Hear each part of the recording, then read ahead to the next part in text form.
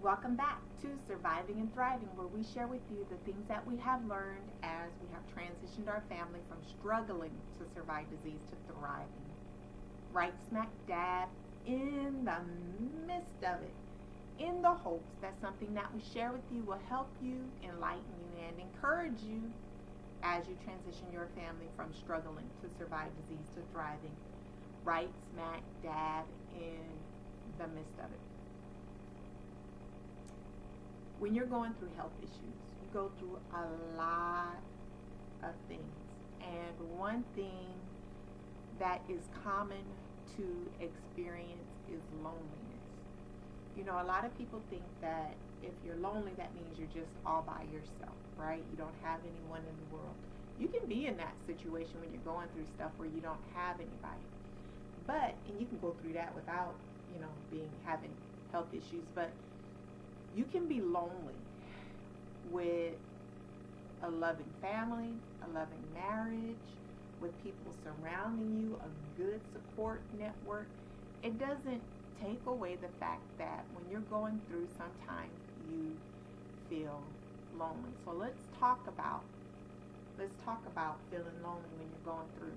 There's a lot of reasons and a lot of ways that you can feel lonely. You can feel lonely because you're going through something and it's really you going through it by yourself. And even though people love you and they're close to you and they're trying to take care of you, they may not really understand what you're trying to express.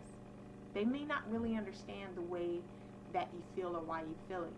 Sometimes people try to give you tough love and tell you to suck it up, or why you should just be happy because you got this and you got that. And they don't understand the hurt, the pain that you're feeling, and that can make you feel alone, like you're all by yourself in this thing. Sometimes you can feel alone because you got a family, you got people all around you, but they're not fighting with you. There's a lot of people who don't have a loved one who can stay home and take care of them, and so they can feel like they're by themselves in this because they're the ones doing all their doctor's appointments by themselves, taking care of themselves. Their loved ones aren't able to do that because they've got to work, they've got school, they got other things that's going on.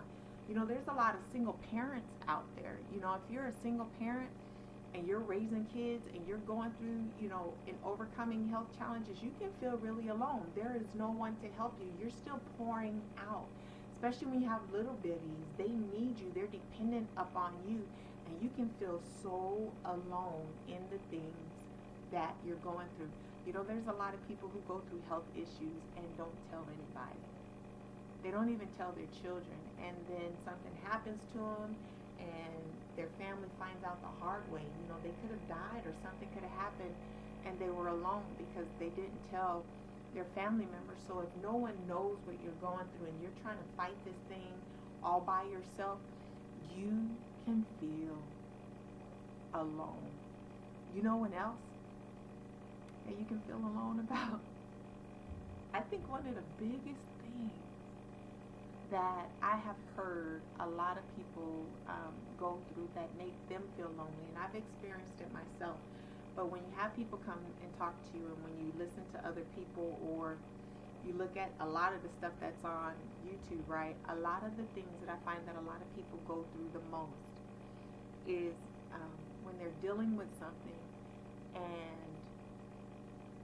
the people that are closest to them either A, don't believe that they're really fighting something or overcoming something, or B, they downplay the severity of what a person could be going through, or C, people know you're going through something. They know it's big, but they just don't understand, or they're angry. They're angry about what is happening and how their life is changing. And this isn't, because we got to understand that our loved ones, this is affecting their lives. This is affecting your spouse and your children's life. So they're going to have emotions about this, and it may not be the ones you want. And sometimes they can be angry with you, take it out on you, or ostracize you. Not intentionally, but they're mad. They have to figure out how to deal with all of this too. So sometimes it makes us feel lonely because we're not being treated right, right? I've been through this. I've been through this, especially if you're going through something and they don't have a name for it yet. where sometimes ain't nothing wrong with you, you're just being lazy, right? No, I'm not being lazy. Something's going on. I don't know what's going on. My body's not acting right. I don't have no energy. I don't have no strength. And so sometimes people can treat you a certain way that's hurtful, and it can make you feel lonely. Do not feel like you're in that by yourself, or that you're the only person who's gone through that. What I do want to tell you is that if you're in that group, or you have a spouse or a loved one who's angry about what you're going through, or who's not understanding that you're going through something, and have high expectations of you, and is not talking to you in a way that shows understanding of what you're going through, I want to tell you something. It's hurtful, and it's painful, and it's not easy to go through, but depending upon how you handle that, and how you respond and you react to that, will depend on the outcome of that relationship. It does not have to end in divorce. It does not have to end in a break of relationship. It is an age and a stage and a phase that you may have to go through, but you actually can get through it. And that spouse can change, or your outlook may change, and your marriage can actually get better. It doesn't have to end in a bad thing. So let me talk to you about the times when I was lonely. I don't want to go through all of the times, but I want to give you some of the ways that I've gone through it, and the wisdom that I have to share, and what I've learned in that. So in the beginning with my husband, my family, my parents, close loved ones, relatives did not understand. And for a long time there was no name for it. And because there was no name for it, even though there was some severe, some serious 911 situations that happened in hospitals and things like that, but because they couldn't put a name on it, I was told I was lazy. I didn't get a lot of understanding. I got told a lot of mean and hurtful things from family, and even from my husband. Doesn't mean that he didn't love me. I knew he loved me, right? But it didn't feel like at the time that he loved me, and that'll put you in a very lonely place and make you feel like you're in something by yourself. You're fighting something, nobody believes you, and it's a very sad place to be in, okay? One thing I had to realize, right, was that just because people didn't acknowledge it, I knew what I was going through. And so there were times, you guys, where I couldn't even really share what I was going through, because I know I wasn't going to get the love that I needed. But in them places of being alone, I don't have the answer to tell you how to not feel alone in that. But what I can tell you that I did was I hung in there. I hung in there until things changed. And I did not isolate myself from my husband or alienate him emotionally because of that. But it did teach me how to grow up a little bit. That I can't have my whole identity and the weight of my emotions and everything to be dependent upon him or anyone else. I can't have him be my validation. I had to learn to validate myself and know who I am. I couldn't have my husband be the source of my joy. My joy had to come whether he understood what I was going through or not. And I couldn't let his reactions or his responses determine my love for him. I loved him regardless of him understanding what I was going through or not. Now, there was a time when we first found out what I was going through, and things came out as really, really fast, because things had got to a severe level, and it stayed that way for some years. My husband had some anger.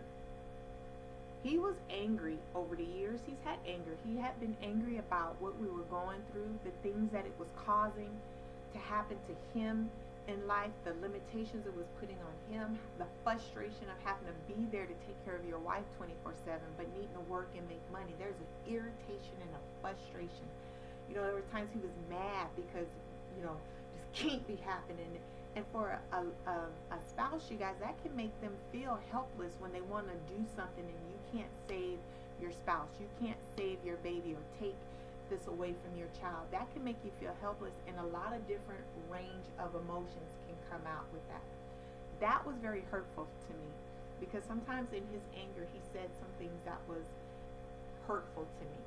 You know, if he's struggling trying to pay bills but needing to be there for me, you know, I can't do this because I gotta take care of you. That would hurt my feelings.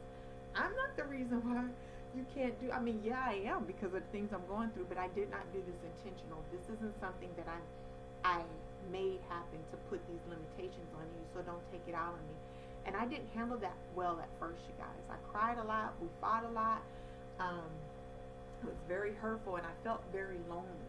And I felt like, you know, he was looking at me to blame. And how I responded to that, you guys, one, it made me try to do more. It made me to fight harder to overcome the things that were coming at me, because I didn't want to be a burden to him or my children, and I didn't want to be the reason why he couldn't do certain things in life. So it made me, it gave me a drive to really fight the things that was coming at me, and to find ways and to be creative to do things so that it could help him to be able to be free to do the things he needed to do.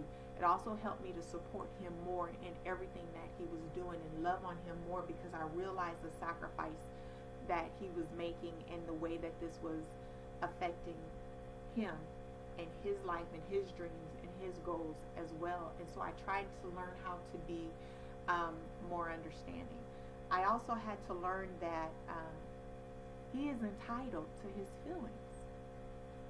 Just like I am entitled to feel the things that I'm feeling, and the frustrations that I have, and the anger that I have, or the sorrow that I have, or the sadness that I might have felt at sometimes. I don't have sorrow right now, and I'm not full of sorrow. I don't have sorrow, but there was times where I had sorrow.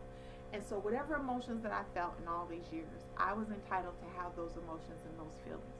He might not have understood it, but him not understanding didn't mean that I didn't have a right to have a feeling or see something the way that I saw it.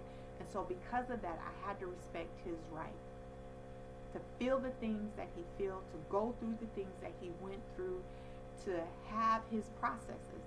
I needed to give him time and space to have his processes, to go through his emotions, the whole gamut of it, and to feel it, and I couldn't take it personal. And for me, I had to learn that as his wife, you guys, I don't want him going to another woman to talk his heart out, or to express the way he feels. I don't need someone else being his ear. I'm his ear. I want to be the place that he could rest his head, and that he can feel safe in expressing anything that's in his heart, even if I don't like it and it hurt my feelings. So I had to learn to not take it personal as he was going through his range of emotions. And even now, if he's feeling something, he's got some frustrations, I need him to be able to come and talk to me. And he needs me to be strong in who I am, to not take it personal. To be a place where he could rest his head and tell me everything in his heart and not take it personal. So I had to learn how to be strong in who I am, to allow him to go through his processes. Some things he went through quicker than I did, and I needed him to be there for me, and to be understanding and not limit me because he got through it faster. Some things I've gone through faster, and it's taken him a lot longer, but he needs me to be understanding of him as well. So you guys, it taught me how to grow up.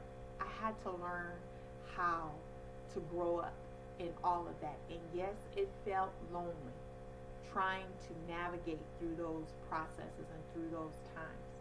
Something I learned about the loneliness that you can feel when you're going through health issues and overcoming it is, I learned this: no matter how long you may feel like you're in a lonely place, right?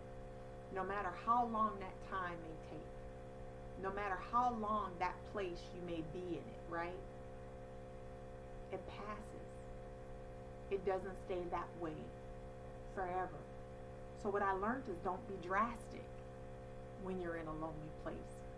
I remember being in a real lonely place, you guys, and I was really battling some depression. And the only thing that I could do to help me to get through it, you guys, I read the book of Ecclesiastes in the Bible. And I would sit down and read it 5, 6, 7 times in a row, just so I can get up and try to go wash the dishes. And while I was washing the dishes, I may have to break away and read it again.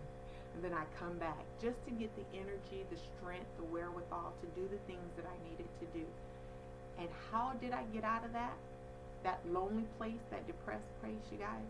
By reading Ecclesiastes, until one day I was able to step out of that thing. I can't tell you exactly what happened or how it happened or what the steps were, but what I can tell you is that I outlived it, and things changed. Situations around me changed, people around me changed, my viewpoint on life changed, who I am on the inside changed, how I feel changed, things change. So when you feel lonely, know that you're not the only person who's felt that way. You're not the only person who's feeling that way. And it may not be the last time in life you feel that.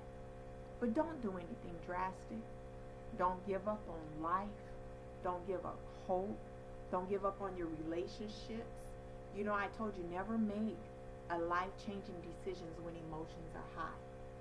You know, when you're high in that lonely feeling, that ain't the time to start talking divorce or start no big fight or no war with nobody, right? And it's not the time to do something stupid and drastic like take your own life. I have felt suicidal. I have done things in my life, you guys, but you know what? I've outlived all of that. And the joys that I've had and the joys that I felt far exceeds all of that. And I'm so glad I never went down that pathway. I'm so glad. So yes, you will feel lonely when you're dealing with health issues. You will feel lonely in life, and people around you may not understand. People around you may not be able to reach you, but you hang in there and you don't give up on life, because eventually it will change.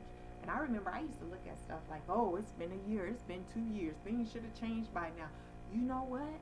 Sometimes it takes a little while, but I'm telling you, it will change. And when it does, it is so worth it. It is so worth it. My marriage, you guys, the love that we have, the unity and the closeness that we have, wow. It might have hurt like the Dickens back then in the beginning when he didn't understand. But what I have now so far exceeds the pain that I had then. Sometimes you got to go through some stuff to get to the sweet spot. Sometimes you got to go through some things in life, that roughness and that friction in life, to get you to the place, right, where it's better than life. And you want to get there, so hang in there. You may be lonely now, but things will change.